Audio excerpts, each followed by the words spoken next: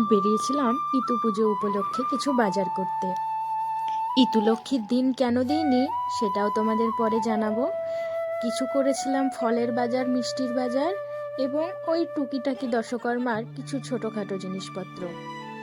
সময়ের অভাবে তেমনভাবে আর বাজারে যাওয়া হয়ে ওঠে না, যদিও বাজারটা বাড়ির থেকে বেশ খানিকটাই দূরে, মোটামুটি ওই 2 থেকে 3 কিলোমিটার।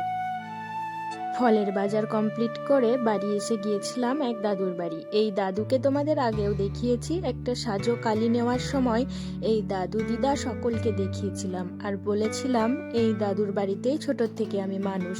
যেহেতু শীতের সময় খুব তাড়াতাড়ি কাজ ছাড়া হয়ে যায়, তাই দাদু কাজের জায়গা বন্ধ করে বাড়ি চলে গেছিল। আমি আশায় আবার কাজের জায়গায় এসে আমাকে ইতুর ঘট বের করে দেয়। এই যে দাদুর কাজের জায়গা, এখান থেকেই দেখো বস্তার মধ্যে থেকে বেছে বেছে আমাকে 6টা ইতুর ঘট বের করে দিল। তোমাদের সকলকে আগেই জানিয়েছিলাম আমরা হচ্ছি কুমোর, এবং আমাদের গ্রামের প্রায় ম্যাক্সিমাম মানুষ, মানে ওই ধরো 4 থেকে 500টি পরিবার এই মৃৎশিল্পী মানে কুমোরের কাজের সাথে যুক্ত।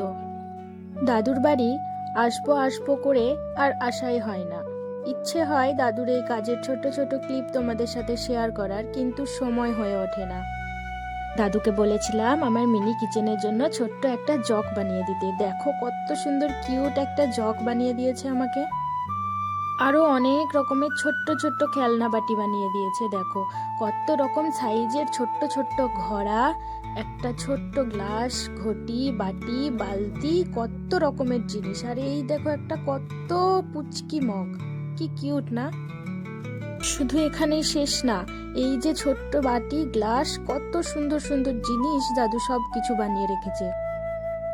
ভেবেছিলাম এগুলো দাদু যখন বানাবে ভিডিও করব, কিন্তু আসার সময় হয়নি। আর সব থেকে ইন্টারেস্টিং জিনিস দেখো, এটা ভিডিওতে দেখতে যতটা না সুন্দর, তার থেকে সামনাসামনি আরো বেশি সুন্দর একটা লক্ষ্মীর ভান্ডার। চলো এখন আসি, টাটা, সকলেই সুস্থ থেকো।